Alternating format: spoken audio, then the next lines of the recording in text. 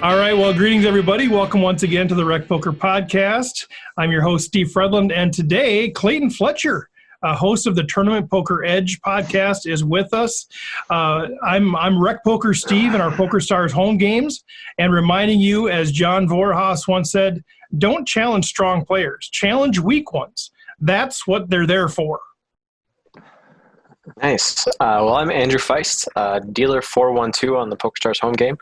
And Tony Dungy said, others determine your reputation, but only you determine your integrity. Ooh. Nice. I'm Chris Jones, 5x5 on PokerStars, 5b5 on Twitter, and I'm clean shaven today, so it's very exciting. Oh, man. Babyface Chris. Well, my name is Jim Reed. I'm Bluffsterini in the home game, and you will not see me clean shaven on this show, I promise. And I'm Rob Washam, Radman50 on Twitter and on the PokerStars home game. And I am with Jim. You will never see me clean shaven, ever. That's what I thought a few months ago before, but then I shaved. Now Chris is shaved. But I also want to introduce Rec Poker Nation. Chad McVean is with us too. Chad is our latest member of the Wrecking Crew. If you don't know about that, go to rec.poker and check it out. But he's a huge supporter of everything we've done for a long time at rec.poker. So and want to invite Chad into the discussion. Yes, hi, I'm Chad McVean, Veener85 on Twitter, McVean on the PokerStars home game.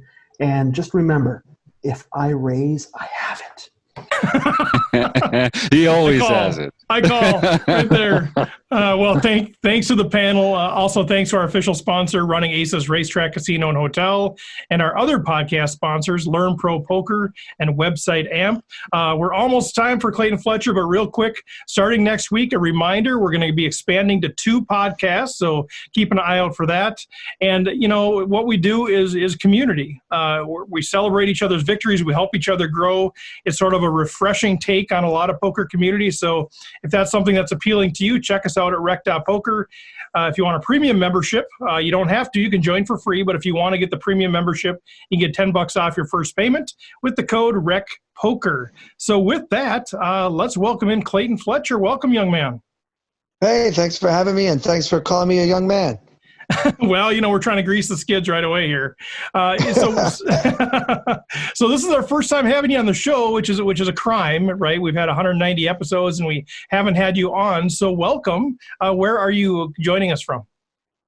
I'm in New York City, where I live. It's not exactly the poker capital of the world these days, but that's where I'm based because of my other career. Some of your listeners may know I'm also a professional comedian. Yeah. And so have you been out in New York for quite a while, or are you originally from there, or what's the deal there?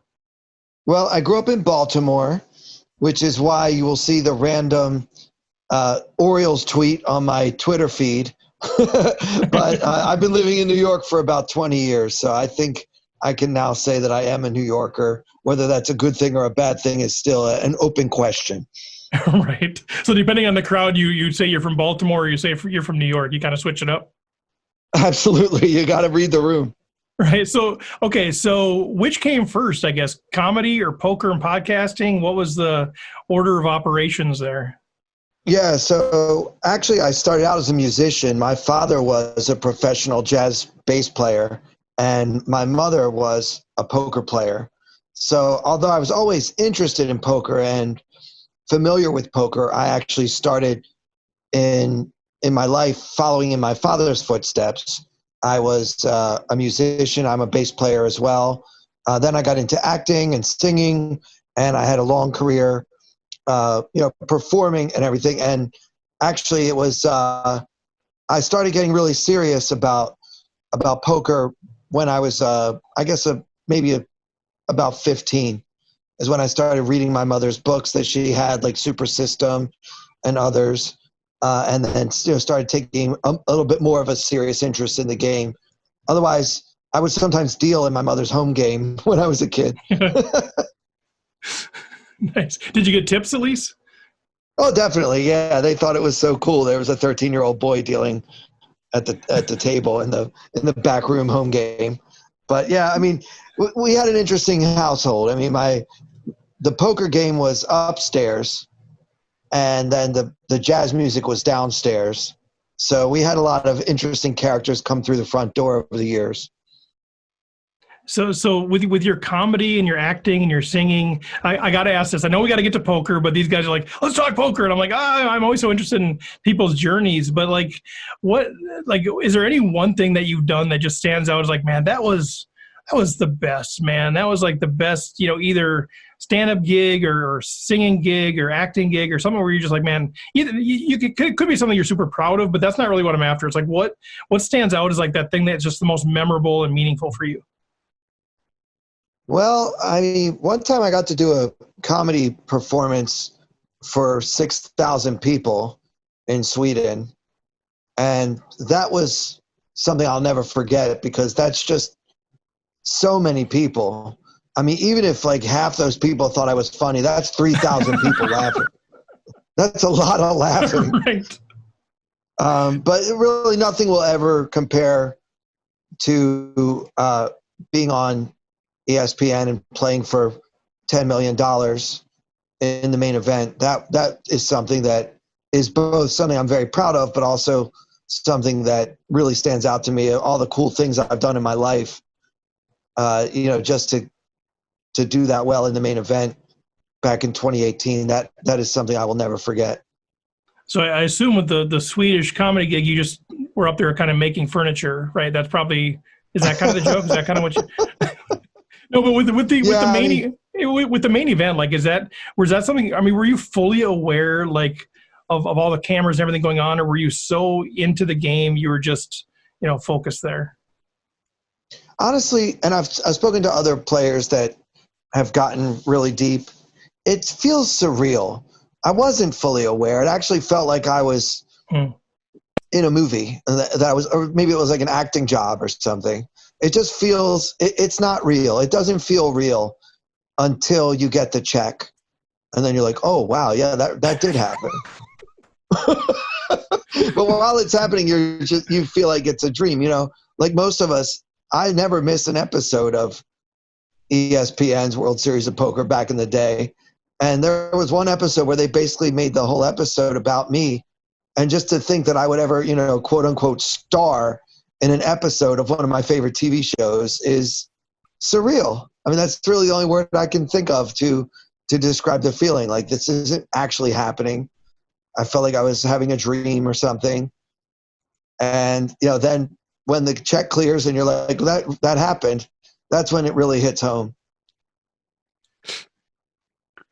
Well, I'm not going to get a better segue than that. So let me jump in with anyone who listens to the TPE podcast knows that you're on the exploitative side of play versus GTO. And when you're in a spot like that in the main event, can you just talk to us a little bit about what are the factors that you're thinking about when you're deciding, I'm not really playing a GTO strategy. I'm playing this hand right now against this opponent where the stakes are what they are. What are the things that you're thinking about in that mind frame as opposed to in sort of this is an optimal theory that I'm taking into a game generally? Yeah, that's a really good question. Let me start off, though, by just let me say I believe that GTO is an exploitative strategy. I mean, the reason why the theory of the game is what it is because if you play that way and your opponents make any mistakes at all, then playing in the GTO style will exploit those mistakes, I guess, kind of automatically, right? But what I try to do is I study GTO. I try to know what the computer models would say is the best way to beat a player who makes no mistakes at all. And the computer would eventually come to the conclusion, right, that doing that is impossible. You can't beat somebody who doesn't make any mistakes. The best you can hope for against a player like that is to also not make any mistakes yourself. So to be unexploitable. But, I don't play against computers. I play against people. And the people that I play against make lots of mistakes, as do I. So what I try to do is understanding the fundamentals of game theory and what the GTO strategy would be, I pick and choose when I would deviate from what the computers would say to do based on the mistakes that I've noticed my opponents making. And, you know, some of those tables that I played back in the 2018 main event, these guys were crazy. I mean, they were playing a style of poker that I hadn't seen since maybe 2005. It was just wild, and they were mostly on my left. So, you know, I had to make a lot of adjustments to my game because of that. Those specific adjustments, by the way, were I played much tighter than I normally would, because if guys on your left are not going to fold it, it's not helpful to try to bluff them. And then because they weren't folders, when I value bet much bigger, even with a hand like second pair than I would normally against a more reasonable opponent, let's just say. Clayton, I wanted to follow up too with that episode that you're talking about where ESPN caught a lot of your table, both sort of before you were at the featured table and a little bit while at it. But there was one particular hand that I think is really memorable for me, probably for you. I don't know if it's all a blur and you don't remember any of it, but and it's the hand where you have the goods and this player is really trying to get the read on you. I mean, they're like talking to you, they're asking you like, oh, so you're a comedian, huh? And rather than sort of being the stoic stone face that I think we're always told to be, you engage with this player and you say, not only am I a comedian, I'm a trained actor. And do you remember this moment at all? Oh, for sure. That was I was so glad that they had the cameras there for that moment, because it was really fun. You know, like one thing I love to do every day of my life is have fun. And so I can't sit there and stare down my opponents for 10 hours a day in the main event and keep my mouth shut. And I can't. So, you know, I probably give away all kinds of tells, but luckily for me, I know what some of my tells are. And then I just try to do those same things when the opposite of what the tell normally means is true. So that way, if someone really is studying me as the player in the hand you're asking about was, I can hopefully just find a way to throw them off with enough. I try to dilute the information enough that if they are getting anything, it's not really useful to them. Well, I've watched that hand a few times, and I really think the moment you say the word actor is the moment he decides to call. Even though he tanks for a long time afterwards, it's like, I'm also a trained actor, and he's like, oh, I'm calling this guy.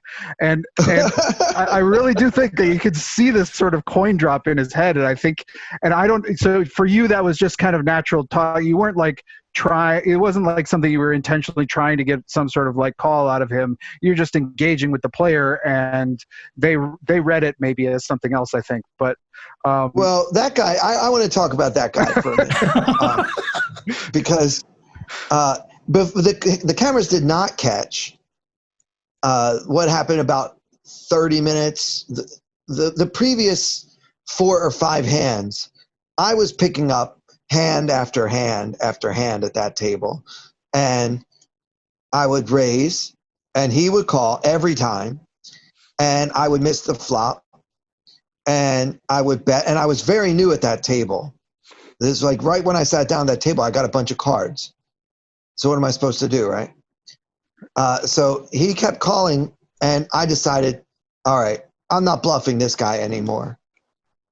And then they come over with the cameras, and then everybody gets to see that hand happen. But what they didn't see was all the times he called my bluff, probably 3 or 4 times in the previous 30 minutes. Mm-hmm. So things had been set up. People remember what happened most recently, right? So he knows he's made some chips by calling me. He called me a couple of times, and each time he got up and made a noise, like he spoke a foreign language. I'm not sure what language it was exactly, but he kind of got up and celebrated every time he beat me by calling my bluffs. So he kind of had it in for me, which is odd because I had very recently sat down at the table. So, but that's the part you don't get to see, and that's the problem with ESPN coverage. They can't catch everything, right? So they're catching the good part. They didn't see all the parts where I kept losing to this guy. The investments. So he had made a lot of money already by calling me and calling me and calling me. So when he finally chose to call one time when I actually did have the goods, then that's the one that made the highlight reel on TV or whatever. And just more in general, when we as players, especially a lot of us aren't playing live right now because of the way the world's working. But when we return to live play, when people are trying to get a read on us and we don't necessarily, maybe we should just be stoic, sort of like stare at the table types. But if we want to engage, what are some tips that you have for players, who do engage with other players who they know are trying to get a read on them? Yeah. So, depending on who that other player is, if you believe that your opponent is a world-class body language expert who's he'll know if you're full of it or not. Maybe the best advice is for you to try to hide all of your tells as well as possible. But typically, most opponents, you can probably steer them in the right direction. Oh, yeah, and let me go back because you did say something that isn't exactly true. I'm trying to have fun at the table, but I also do have a desired outcome here, right? I have 3 aces. I absolutely want this guy to call me. And if I feel like he's about to fold, but if I tell him I'm an actor, he might not, then, yeah, of course it's to my advantage to tell him that. So it's not simply that I'm trying to have fun at the table, but part of my game is that I like to laugh and have fun, joke around a lot at the table, and if it also helps to, help me achieve the desired result, then that's just icing on the cake.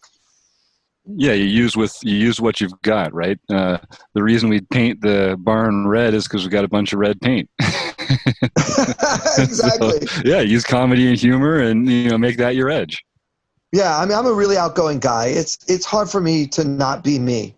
So my version of trying to win at poker involves me talking. And it's not that I have like magic words that if you say this, they'll always do that or anything. It's really about it's kind of like comedy in the sense that it's about being in the moment and understanding what the other people in the room want. And I say this all the time, but the difference is in comedy, I give them what they want. And in poker, I try to disappoint them. Right? You don't want to mix that up. You don't want to mix those. I got to remember. Like, what am I doing tonight? Am I disappointing people or am I giving them what they want? What do you walk out on the stage. Which job am I doing? Right. Yeah. Well, part of humor is frustrating expectations, right? Putting that unexpected surprise in there and not really giving them what they want, but giving them something else instead. So they might be closer than you think. Yeah, that's a really good point, actually, because deception is a very important component of stand-up. And obviously we all know how important it is in poker, but I don't think it's as obvious to people how important deception is in comedy. But it's essential. You can't get laughs if the audience beats you to the punch.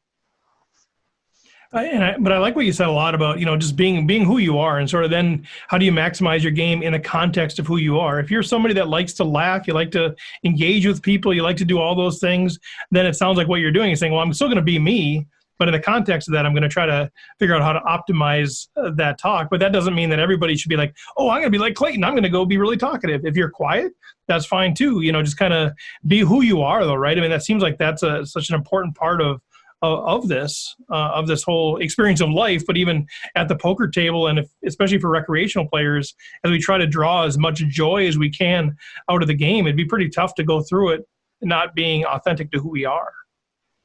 Yeah, and sometimes I get the sense that maybe my opponents might recognize me, but they don't want to say hello, or they don't want to give away that they know who I am, or whatever. And I always just feel like saying, hi, I'm Clayton. I just tell them, and that way it's like, oh, I thought that was you. Sometimes that'll start a conversation at the table, which I always love, yeah, when people are talking and engaging. And I really hate that so much of the poker advice available in the world is that people should try to pretend to be robots or something. Because I think that even if it is a little bit plus EV to do that, it's not worth whatever little bit of money you're earning by not saying a word for 10 hours a day. It's not worth what you're costing yourself in terms of just enjoying your life.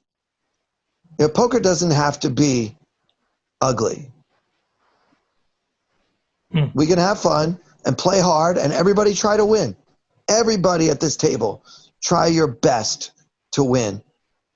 But we can still be nice to each other, especially when the cards are being shuffled. That's my favorite time to like, so where are you from? What do you do? That's my favorite time to kind of start like loosening people up a little bit. And again, it's not just because I want them to, you know, for some strategic reason. It's more just because, you know, if we're going to sit here all day, Right. you know, let's be cool. You know, let's just be Right. cool. Yeah, let's just all agree to sit here all day. If we're going to, might as well be cool about it. Well, John, actually, did you- Go ahead, well, John. in some respects, that might even be plus EV in that if you keep people interested in the game and they're enjoying the game, they're going to keep coming back and hopefully continue to contribute. So in a long-term point of view, I think making the game inviting is a plus EV move, even if you might be giving up a little bit of expected value in the very short term. Absolutely. And, you know, I've played in some pretty juicy cash games in Hollywood or even a few here in New York with, you know, people that are more from the entertainment side of things, comedians, actors. They're not serious poker players. They like to get together and throw their money around.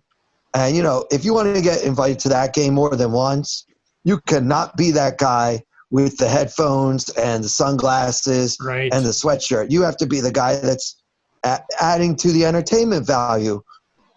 And those are some of the best opportunities for poker players, are the games where people are getting together to have fun. And the way they want to have fun is to play poker. And the more fun we can make the game, the better it is for everybody. And not just for the bottom line, but for other lines as well. You know, what about the fun line? I care a lot about the fun line, and I feel like poker is infinitely better when people are enjoying each other's company as well as playing to win, you know? Well, and that brings me to the question I actually wanted to ask, which is kind of related. One of your strengths as the host of the TPE podcast is that you are a serious poker player and you know your stuff. However, you're also very relatable. You're not – the level that you speak at isn't so high that it shoots over the head of the recreational player. You're kind of like the conduit between us rec players and the professional players, although I think you'd probably consider yourself as a semi-pro at least. What do you think about that and how you've performed on the TPE podcast? Well, first of all, I want to say I think that's a tremendous compliment. I mean, I know that the listeners to our podcast are varied. I mean, some of them are very serious players who spend 5 to 10 hours a week studying really high-level videos on tournamentpokeredge.com. They're trying to, really become masters of the game.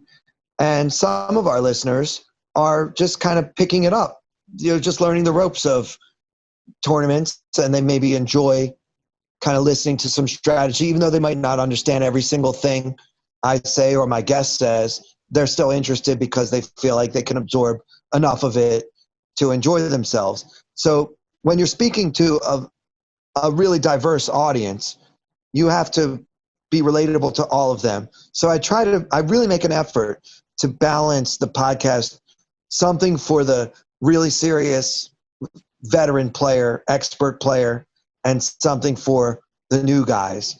And that's why I'll do things like, I'll try not to use terminology like C-bet. I'll say continuation bet. And I don't use terms like recs and regs. I'll say this player, the mistake that I've noticed him making is he tends to fold too much. And that's a little bit more relatable than, oh, this guy's a tight rec.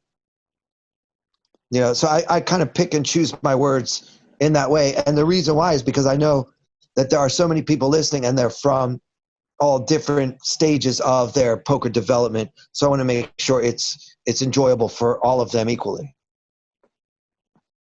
Very good. Hey, you've been playing a little bit online lately because I've been listening to you on the podcast, and you've been going over some hands that you've been playing online, and you don't use a HUD, but you still come up with the exploits for the player that you're playing against. And some of us use HUDs, and we try to use that as a guide to how to play that or how to exploit that player, right? But you don't do that. And I'm just curious, what things are you looking for when you get that read on him, like he folds too much or he calls too much or whatever that exploit is that you're trying to exploit him with? I'm just curious, what kind of information are you gathering, and how are you gathering that to come up with those exploits? Yeah, it's a really good question. I mean, I think that because I started out as a live player, I'm actually not as comfortable with the HUD as some others. And also because I've been playing on certain sites, regulated, legal online sites in New Jersey, the HUD is not even available on those sites. So that it hasn't even been an option. So what I do is I kind of take from my live background and I pay attention to the game. The HUD is great because you don't really have to pay that much attention to the game because the computer is basically going to tell you what your opponents are doing wrong. But if you don't have that luxury, then you have to pay attention. And a lot of times you don't have that many hands to witness. But if I've noticed a player has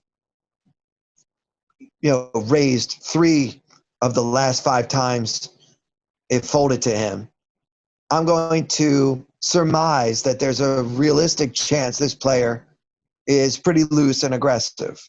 Now, it's also possible he got aces 3 times.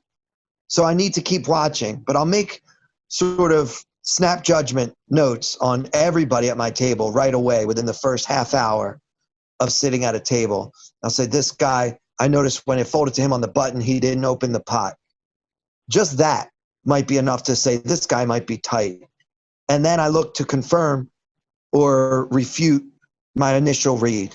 And for me, it works better to make that read as quickly as I can and then be willing to, given additional evidence, change the read.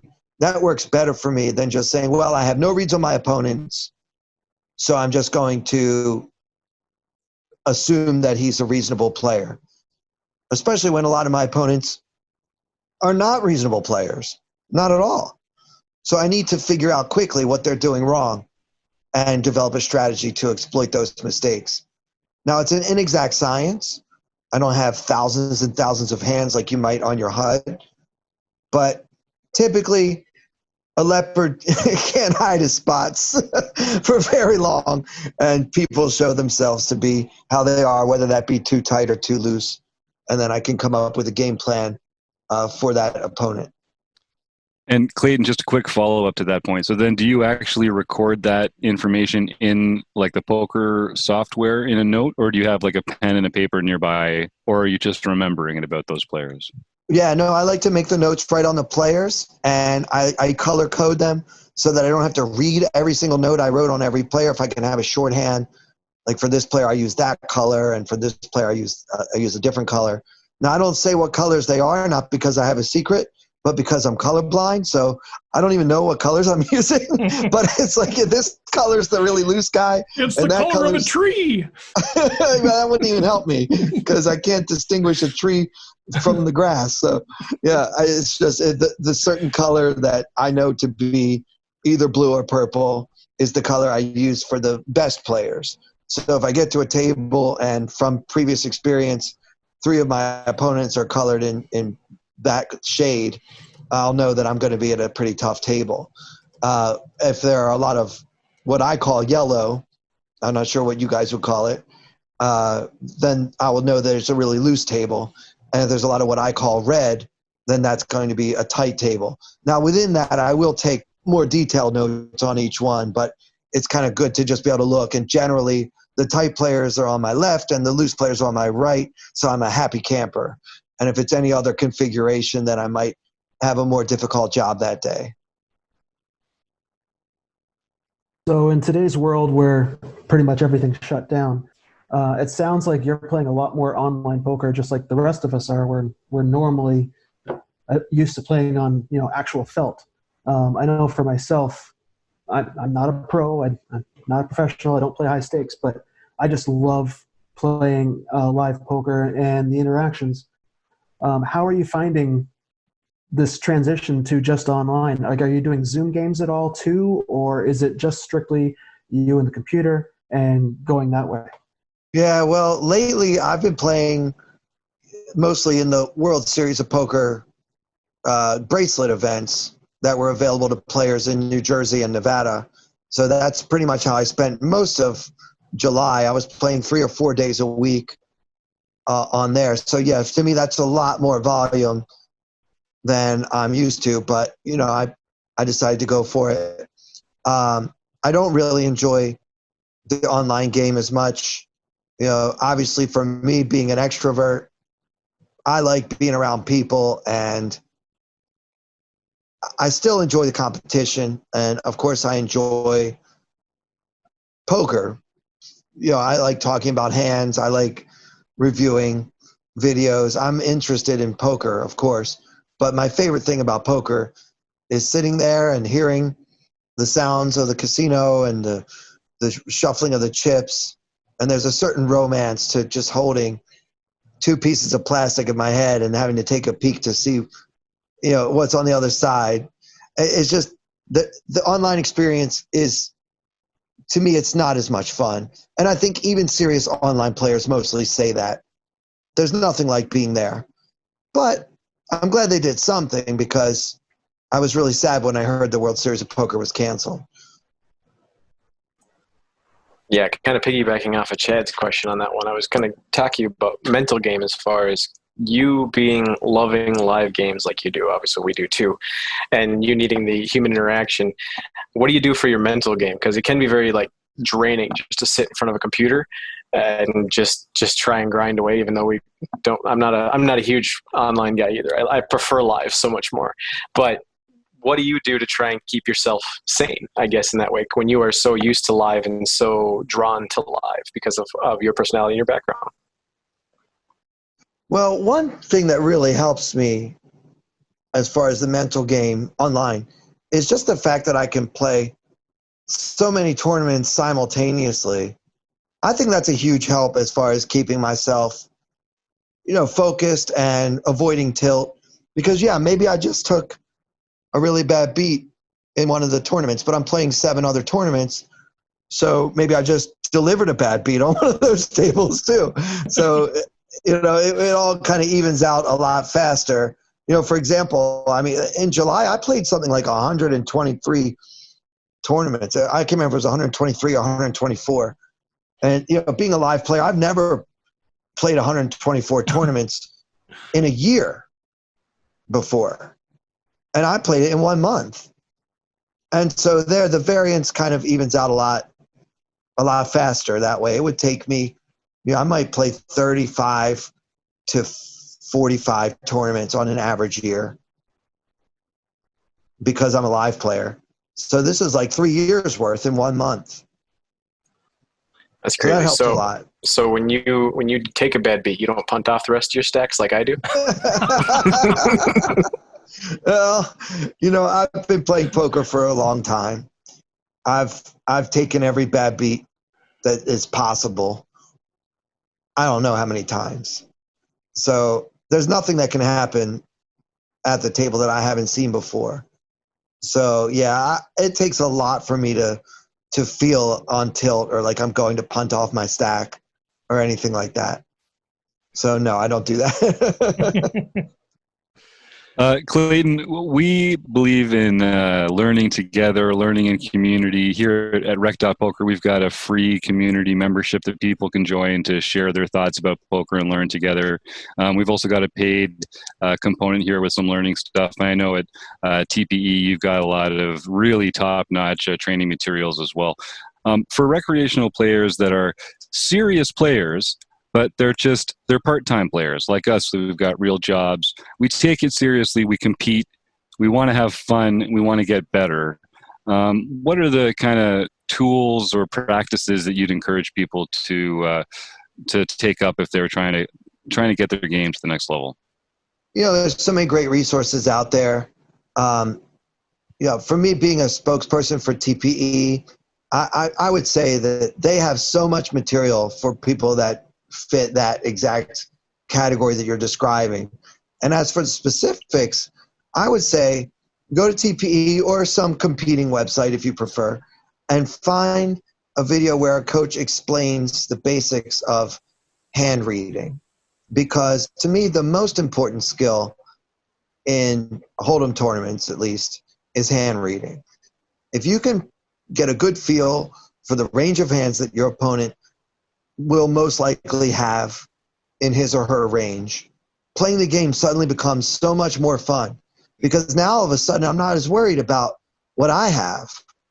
In the old days, you read Super System by Doyle Brunson and it would say, when I play, I don't play my cards, I play my opponent's cards. And that's a really sexy, glamorous thing to write in a poker book. But it's not until you really start to get a feel for hand reading and how to get better at that you really understand what Doyle meant when he wrote that.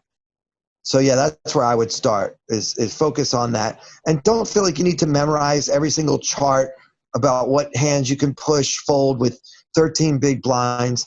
That's not going to be fun, even for a fairly serious recreational player. Get the most bang for your buck and learn how to be a better hand reader, and that will instantly improve your game and make it more fun for you to play. Love it. Talk a little bit about, I don't know if this has been part of your journey or not. Obviously with COVID, things are different and you're an entertainer, so you've been traveling around, but has there been a group of people that you've sort of grown with that have kind of been your poker tribe, or you've been more of a, I'm going to learn this thing on my own and go that direction? You can't separate the comedian from the poker player. So I made friends with a lot of really, really top-notch, like I would say world-class players when I was in Australia playing in the Aussie Millions, and we had a night off, and I'm friends with Tony Dunst, from the World Poker Tour. And I mentioned to him, I'm doing a comedy gig tonight if you want to come. I said it very casually. Tony and I happen to be playing at the same table. And I said, why don't you come by? I'll get you tickets. You're my friend. I got you. And he's like, oh, yeah, I'll invite some people. Well, now this is years ago, before Tony was as famous as he is now. He says, I'll invite a few people. There was a table at that comedy show of at least 20, if not 30 top poker players. I've never been more nervous to do comedy in my life. I'm like, oh my God, you guys are my heroes and you're watching me perform now. And it was really stressful, but it ended up being a really great night, because that night after the show went well. And after the show, we all went out for drinks, and then these guys had just watched me perform, so they thought it was cool I was a comedian, and I thought that it was cool that they were all great poker players. So we all had a lot to talk about, and we went out and had some fun in Melbourne, Australia. Well, I stayed in touch with a few of those guys after that, and one of them is actually kind of my poker mentor.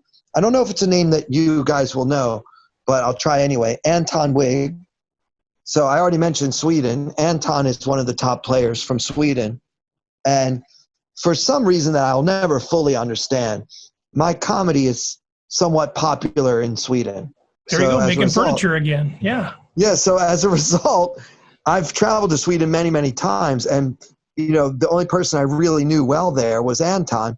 So it got to the point where he'd say, when you come here to do shows, you can stay with me. And, on Sundays we'll grind. And when he says grind, I mean, he's on Poker Stars playing every high stakes tournament. He's got 32 tables open, and just watching him and then, discussing some of the of the hands later has made me so much better at the game. I've been over his place. I don't know how many hours I've spent just sweating him and watching him play and then talking strategy with him. And, some of his friends that he's introduced me to, that would also be, names that I would put in the upper echelon of the poker world. But yeah, you need a squad, Now with my squad, they're all better at poker than I am. So I have to kind of be careful. Good squad. Yeah, well That's done. the right That's squad, the plan. man. Yeah. Yeah, but at the same time, I have to be careful. I have to be careful how often I bother them with my poker questions. It's not like I have the same problem here with this group. Actually, got to keep the comedy coming. When does that start guys, again? They don't really want to talk. These guys don't want to talk strategy with me. They'll do it because I'm their friend, but they would rather talk strategy with each other because they understand. They're on that level together, and I'm at several levels beneath them. But yeah, it's good to have people that are willing to talk hands with you and even just kind of talk general strategy. So when you reach out to them and ask them a poker question, do they just say, "Well, tell me a joke first"? That kind of, it's like a quid pro quo. Let's right. Yeah. Well, yeah, I think it's not a full. You touched on a couple of things that we talk about all the time, man. When you get into community, it's more than what you expect. I think people are like, oh yeah, community or whatever. But you find your squad as you describe it, and not only are you becoming a better player, especially if you can surround yourself with people that are at least as good as you, if not better, but all of a sudden relationships are formed and friendships are formed, and Stay With Me in Sweden is formed, and We'll Come to Your Comedy Club is formed, and there's so much more richness to community than people that aren't in a community realize. They just think, oh, we should learn the game together. Okay. They don't realize that all of these side benefits that come with being in a real, actual community like you found yourself in. Yeah, and another community that obviously I'm a part of, I already mentioned Tournament Poker Edge, but these guys are some of the nicest guys I've ever met, which I didn't really know. I mean, I knew them from their podcast. So eventually, I'm friends with Carlos Welch, who everybody in poker seems to know and love, the homeless poker player. We just had him on, yeah. Okay, so yeah, Carlos introduced me to Derek and Mark and the other guys from TPE.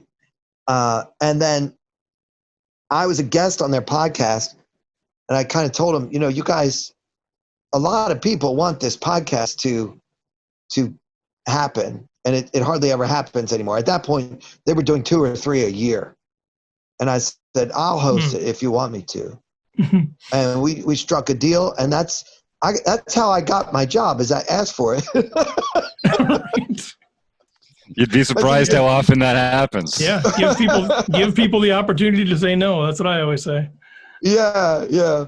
So, and that's a great community too. It's not like the old days of 2+2 where you post some hand where you really were stuck and you just didn't know what to do, and everybody just says, you're a donkey. Right. It's not like that. We don't need that. We had that for so many years in poker, and at this point, lifting other people up, it feels good. It's such an individual endeavor, but it doesn't have to. It can also be, in a sense, a team sport, if you know what I mean. Yeah, no, I love it. And I think it's not for everybody. Some people just want to be the Lone Ranger, do their own thing, hide behind the hoodie, not talk to anybody, berate the new person. I mean, if that's how you choose to approach the game, whatever, that's kind of your thing. But I think there is a groundswell of people that are saying, I want this to be fun. Like, I play this for fun. I spend my hobby money here. I want to actually enjoy this and meet some good people and folks like what we're doing at Rec Poker, but TPE and some of the other folks that they're doing the same thing, where it's like, this is the movement. This, I think, is the future of recreational poker, is enjoying it and getting better at the game. Don't get us wrong. We want to take your chips, but we're going to enjoy the heck out of this thing. And I love the message that you're putting around that.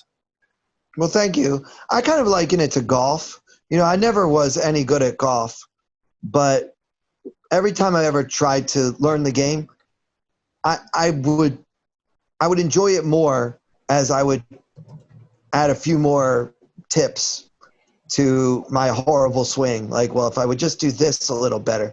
Like, I had actually a violinist that I knew that was also a scratch golfer. He took me out for my very first golf lesson, and he said, every time you play, you should have a thought for the day, a swing thought for the day. This is what I'm going to concentrate on today. And I always kind of took that advice with other things I do, including poker, which is like, I know what my mistakes are. Like if I had to make notes on me, if I were playing against Clayton, I'd say, oh, well, this guy, he's too aggressive. He tries to win every pot. So then my swing thought for the day at the poker table might be, today I'm going to give up more. Find spots where it's a little more hopeless, and I should just give up and not try to win every single hand. And so that helps me learn how to apply the brakes. And then all of that is kind of making me enjoy the game more, because it's like, oh, the game doesn't have to be the way it's always been. And it's like kind of fix your swing, and then you have more fun when you're out there, even if you still never break 100. Right. It's all relative, right? It is. I love that. I love that idea. I mean, obviously we could talk for hours and hours, but I want to respect your time too. So let's start to wrap up there. It's like a Minnesota goodbye. We'll start to wrap up here. Then we'll say goodbye in the entryway and in the driveway and at the mailbox. But as we start to say goodbye, what are some other things? Anything kind of words of wisdom for the rec player that we haven't already shared that you're like, all right, I've got the Rec Poker Nation here. I just want to make sure everybody knows this, whether it's about poker, life, or whatever. Well, I mean, I'm not sure I'm qualified to give anyone life advice, but on this platform, you are. Yeah, if you've done a comedy show in Sweden, you are automatically qualified. It's sort of the one automatic opt-in thing that we have. Yeah. Okay, well then, I would say whatever you do, try to enjoy it, and that's the main thing. Sometimes people ask me if I consider myself an amateur or a professional or a semi-professional or whatever. And for me, I always remember, I'm very interested in language, maybe because I'm a writer, could be. But the word amateur comes from the Latin for love. So an amateur is someone who does something not for money, but for love. So in that sense, I hope that I will always be an amateur poker player and an amateur comedian and an amateur at everything else I do. Because if you don't love it, then just do something else.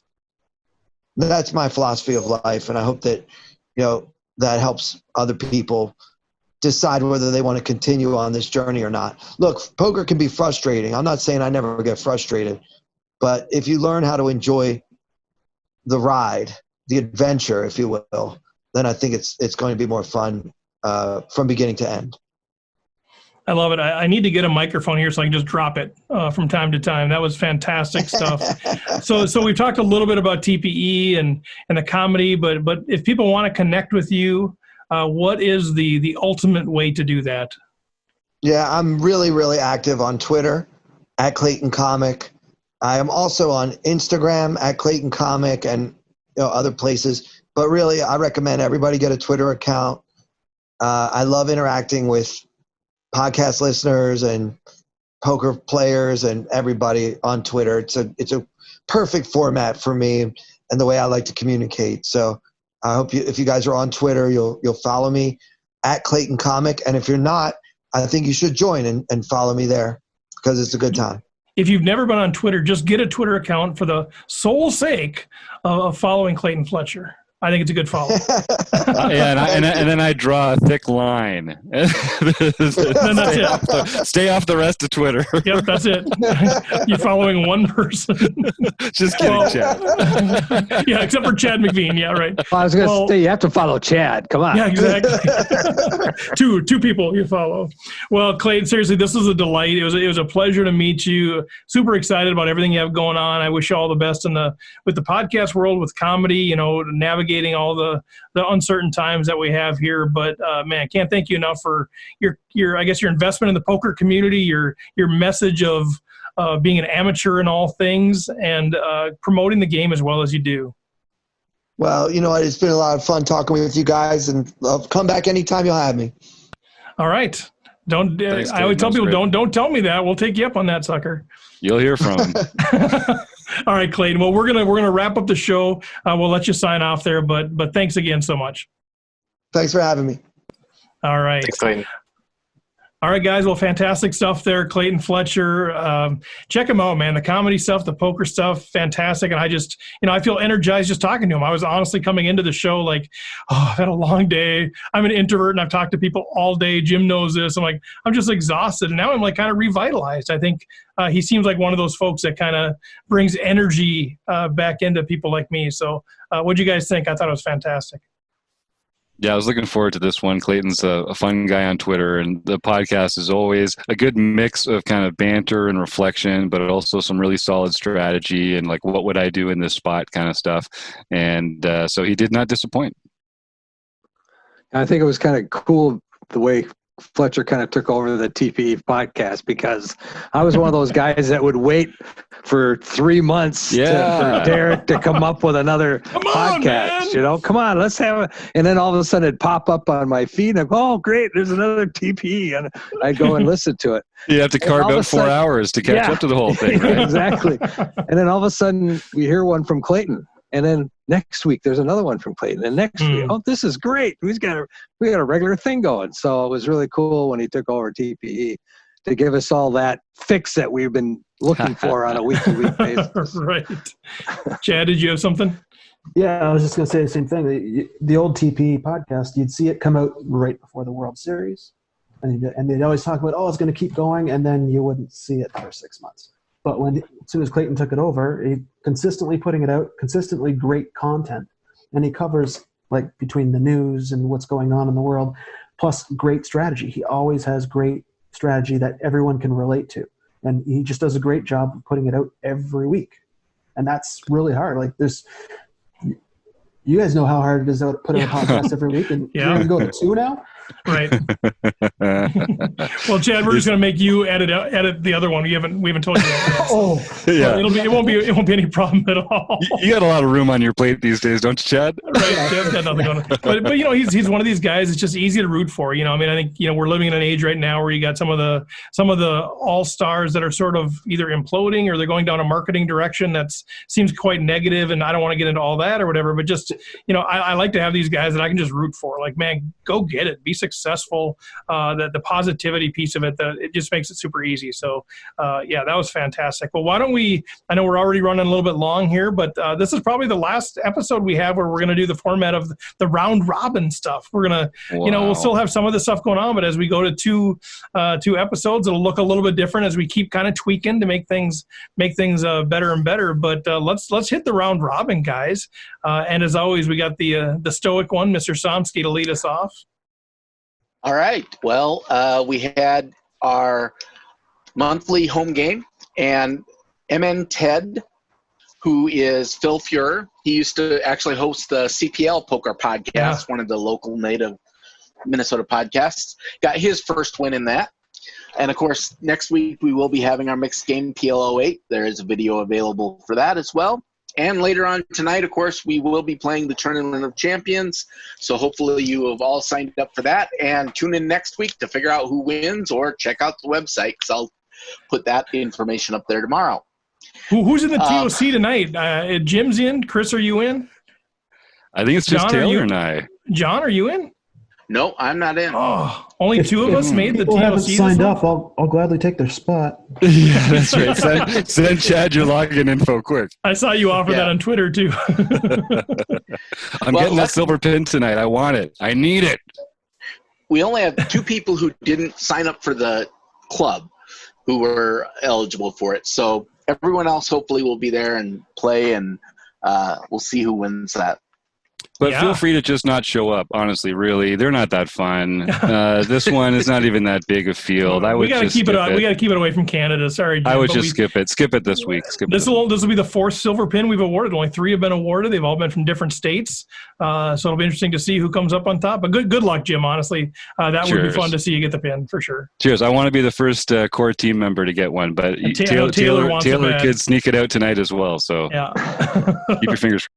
Well, and if you don't win it this week, then Rob's already in the hunt for or this month. Oh, yeah. Rob's in the hunt for next month already. Me too, You Rob. didn't waste any time. Go. Oh, I saw that, Steve. Uh-oh. Well, yeah, you're kind of spoiler alert here, Steve. Oh, so I'm so Way to happy. get ahead of John there. Jeez. Okay, so That's so funny because it's usually run so smoothly. Yeah, Right. never Yeah, we get usually never interrupt interrupted you, at all, ever. So August 3rd, Licorice Guy, David Stebbins got his first nightly series victory. August 4th, John Lutzy, got his first nightly series victory. On August 6th, this is the spoiler alert, Rec Poker Steve Let's Fredlin go. got his third nightly series victory. August 7th, Oreo Milk 444, Owen Drabeck got his fifth nightly series Nice. victory. God. August 8th, Red Devil and MN, Gaurav Aurora got his fifth nightly series victory as well. And then August 9th, Abner Jack Burke got his Yes. second nightly series victory.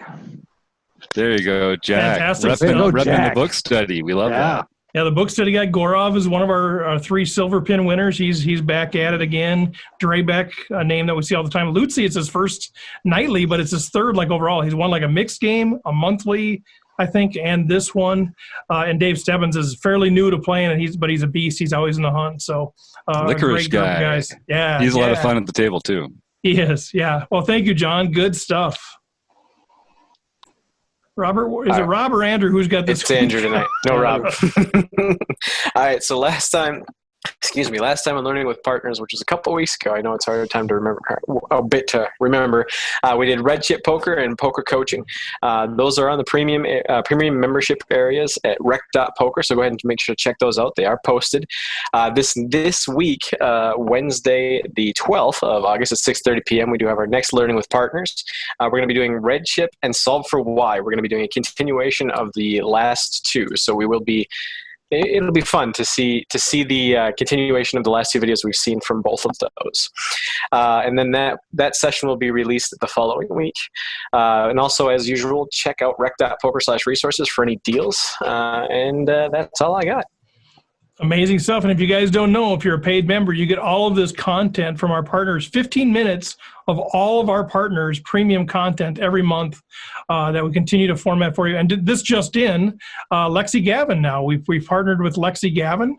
That stuff will be updated on the website if it's not already. I know I got to get some stuff to Andrew, but she's part of the Learning with Partners crew now as well. So we're going to be able to start promoting her and putting some of her content out there, and really encourage you to check her stuff out. She's a great friend of the show. She's been on a couple times and just a fantastic person. And so I really encourage that as well. So thanks for all your work on that, Andrew. Fantastic. Chris Jones. Can't wait to get into some of Lexi's stuff. That's awesome. Yeah. Yeah, it's exciting.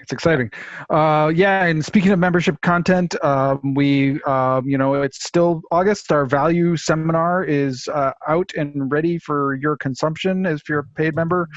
And then on August 26th, we'll be having our Strat Chat.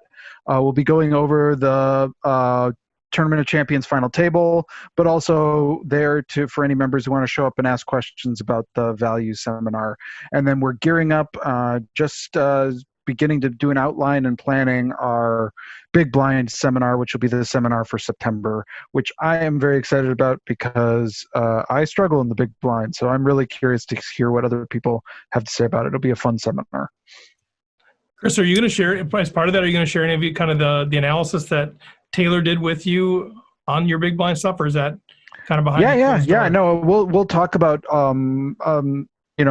my own play, and then just how people can also approach sort of Big Blind spots. I think it's a really it's obviously what you're designed to lose chips at that position, so you're really just trying to lose the least that you can, but it's a really complicated and challenging position to play, and we'll do our best. I'm really looking forward to this one, because I think not only is it true that it's a spot specifically designed for you to lose money, so it really is the losing battle. You're fighting uphill the whole time, and the real question is just how little are you losing relative to the field, which is a weird way to keep score, but it's absolutely true there. And I think the other thing I love about this is that in the Big Blind, this is really your best opportunity to practice the kind of short-handed play factors that you're going to need later when you're crushing it and you're getting it to the final table and there's only 3 or 4 players there. You're going to get in a lot of these spots where you're playing blind versus late position opens and limps and 2Xs and stuff like that. Those spots where both players have really wide ranges, it's hard to practice that in typical tournament situations, but in the big blind, you're going to get a chance to do it more often. You're going to play out of position more often. It's a challenging position to put yourself in, and it's one that can be rewarded from a lot of study. So I can't wait to get better out of the big blind next month. Nice. Jim, what do you got for us? I'm just excited. I don't want to spoil there's this whole second podcast thing. But we do have a second podcast coming, and that just makes me feel like I was pretty excited about this. This is how excited I feel about this upcoming one. And we'll get into that. I know Steve has some stuff he wants to talk about there. I'm super excited also just because we've got our newest addition to the Wrecking Crew here, Chad McVean, who's probably, when the guests come on, we try and be nice to them, blow a little smoke maybe every once in a while. But Chad's obviously my favorite person on Twitter. He was actually one of my first rec poker friends was Chad. And it's a real pleasure to have him here on the podcast. Chad, tell us a bit about your Twitter story, your poker story, and what's going on with you in rec poker these days. Okay. Well, I got involved in poker, I don't know, probably 15 years ago, and have been playing and learning all the way along. I really got into poker podcasts, I don't know, 5 or 6 years ago, and I felt that I really enjoyed them. I didn't see viewership or listenership that high for the ones that I really liked. So the best way you can do that, to increase that, is just to push it out there, share with everybody. So that's what I try to do now it's a daily basis. It used to be every once in a while. But daily basis, I put out the podcast that I listen to, put a little listing of what was in it, and encourage people to listen. And it's amazing how the friends you can make, just even like the poker players that are putting out this work, the responses you get from them, it's an open line of communication. I know if I've had a question on poker, I know I've got a whole bunch of people I can ask, and I'll get an answer. And then when I stumbled across Rec Poker, I was actually looking the other day, and the first Rec Poker podcast I listened to was the Jonathan Little book review back from 2017, was it? Yeah, probably. There. And I've been a listener ever since, every week. I've got to listen to every single one. I have been on the panel a couple times before, and I just really like what Steve and you guys are all building together.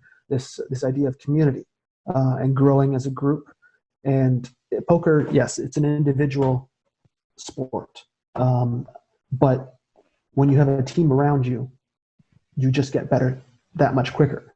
And with that, there's a new push I'm doing for Rec Poker on just the idea of community itself. So I've been contacting a lot of poker players, and I've been getting really good responses from them, just asking them for a short little video, what are your thoughts on community in poker? And it's amazing what I've been getting. And I'd like to encourage anyone else, you want to tell the Rec Poker community what your thoughts are on poker? Send me a video, or just put it on Twitter, something like that. And we're going to share it with the world, because what Steve and everyone else here is building is a great thing. It helps increase the poker community. It takes poker from what some people who don't know much about it think is, it's not really a great thing. But poker is more than just a card game. Poker is people. Poker is the interactions, the friendships you make. Out of everyone here in this podcast, I've met Steve face to face. I haven't met anyone else. And Jim, we're only a couple hours away from each other as the only two Canadians here. It's true. Although you seem to get your pins delivered to your mail. Well, we expect you to get more, Chad. Jim's kind of probably done. I'm still keeping up. I'm still catching up to Chad here. I got to play more. That's my problem, is I'm too busy. I might get one nightly series in a week, if lucky. I do try to play the mixed games, though, and I think I'm closer to the top in the mixed games leaderboard, and I will be playing the Omaha. But isn't it this Wednesday? Yeah, it's this Wednesday. Yeah. So I'll be looking forward to that. Just got to keep Mike Patrick out of the game. That way they all have a chance. But, part of the Rec Poker, growing the community, get everyone just to go to the site, rec.poker, get a free membership. Just look what there is. There's great content that's out there. If you want a premium membership where you want to be able to see all this extra great stuff we're getting from Learning with Partners, there's a little code. Use Twitter. I don't know. I like it. And that will get you $10 off your first month.